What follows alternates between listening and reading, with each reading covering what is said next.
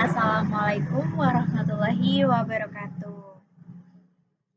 Nah, perkenalkan nama saya Desi Fitriani. Saya dari Fakultas Keguruan dan Ilmu Pendidikan Universitas Muhammadiyah Profesor Dr. Hamka, Prodi Pendidikan Guru Sekolah Dasar. Nah, di sini sebut saja Ibu ya. Nah, Ibu di sini akan memberikan pembelajaran kepada teman-teman semua. Nah, sebelum ke pembelajarannya, Ibu akan bertanya kabar kepada kalian bagaimana kabarnya hari ini. Alhamdulillah, Ibu harap semua baik-baik saja, dalam keadaan sehat walafiat, dan tidak sakit. Amin. Nah, sebelum masuk kepada pembelajarannya, alangkah baiknya kita berdoa terlebih dahulu. Berdoa menurut agama dan kepercayaan masing-masing, berdoa dimulai. Amin. Nah, kira-kira dari kalian ada yang tahu nggak sih kita akan belajar apa ya? Nah, jadi kita akan belajar ini. Nah, kita akan belajar tema 8, subtema 1, pembelajaran ke-6 tentang aturan keselamatan di rumah dan di perjalanan. Kita akan mengambil subtema satunya saja tentang aturan keselamatan di rumah dan pembelajaran ke-6 pokok bahasan pendidikan keluarga negaraan saja ya. Nah, jadi Ibu akan menyampaikan tujuan pembelajaran pada hari ini, yaitu dengan penjelasan guru siswa dapat mengetahui kegiatan yang dapat yang dapat kalian tahu persatuan dalam keberagaman, dan kalian dengan penjelasan guru juga dapat mengetahui kegiatan lain yang dapat mencerminkan persatuan dalam keberagaman. Nah, selanjutnya kita akan masuk ke dalam pembelajaran intinya. Tapi sebelum itu, Ibu mengingatkan kepada kalian, jangan skip video ini. Kalian harus tonton sampai akhir pembelajaran hari ini bersama Ibu. Nah, jadi yang pertama, Ibu ada sebuah teks yang dapat kalian baca untuk pembukaannya. Nah, di sini ada teks, amati dan bacalah teks percakapan berikut dengan nyaring. Yang pertama ada Udin. Selamat datang ya teman-teman, aku senang dengan kehadiran kalian. Naik apa tadi ke sini? Lalu Lani menjawab, iya, sama-sama Udin, kami juga berterima kasih telah diundang. Kami tadi naik sepeda. Siapa saja yang diundang Udin? Pukul berapa acaranya dimulai? Lalu Udin menjawab, yang diundang ada tetangga, teman-teman, dan juga ibu guru. Acaranya dimulai pukul 2 siang, tapi di mana ibu guru ya? Bagaimana kalau sambil menunggu kita minum saja dulu? Lalu Edo menjawab, baiklah Udin, sebelum minum kita harus berdoa. Jangan lupa memegang gelas dengan hati-hati agar tidak pecah. Siapa yang mau memimpin doanya? Lalu Beni menjawab, biar aku saja. Sebelum minum, mari kita berdoa menurut ajaran agama masing-masing. Berdoa di Nah, jadi apa ya yang dapat kita ambil dari gambar tersebut? Nah, yang dapat kita ambil dari gambar tersebut adalah sebuah perbedaan, tapi mereka tetap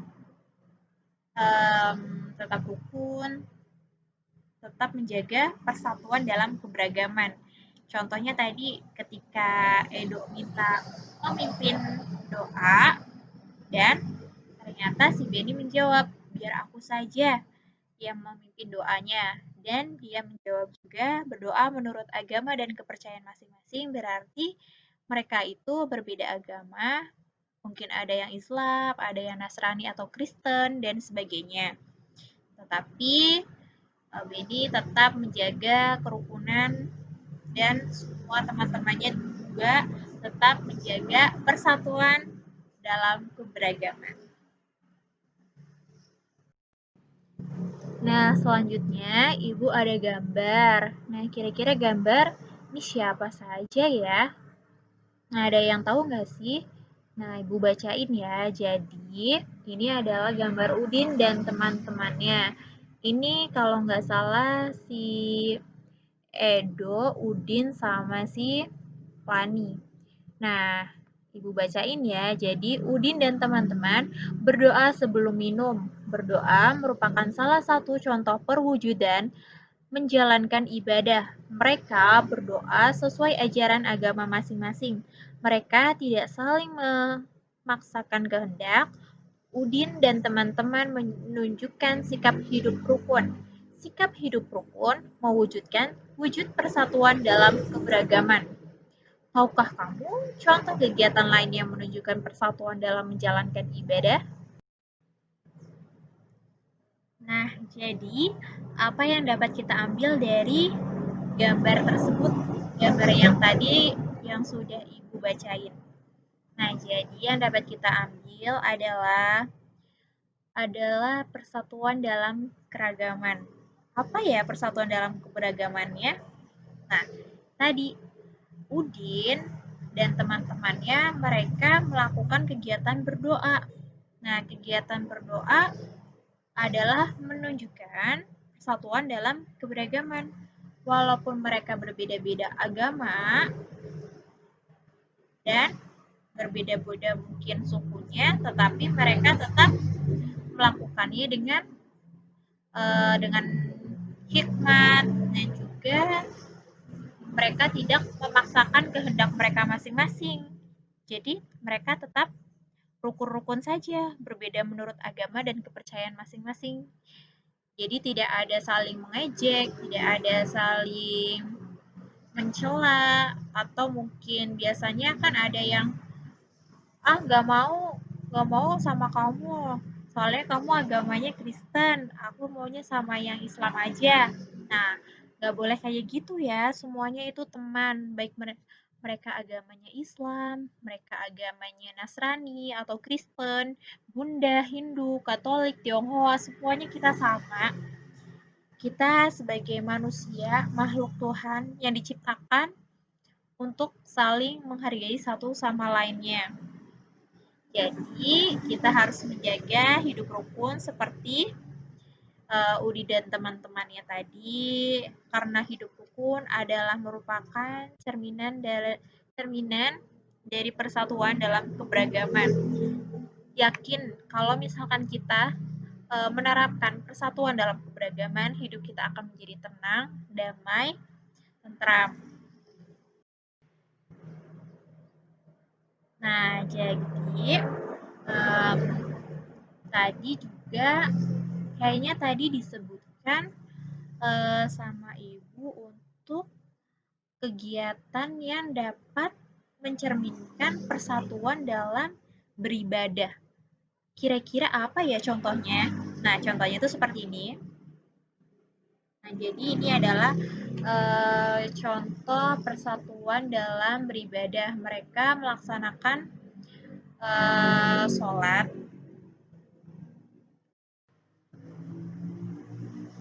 Jadi dari gambar tadi adalah menghormati teman yang sedang melakukan sholat, walaupun kalian beragama Kristen atau yang lainnya, melihat yang beragama Muslim sedang melaksanakan sholat, kalian juga harap menghormati dan tidak mengganggunya.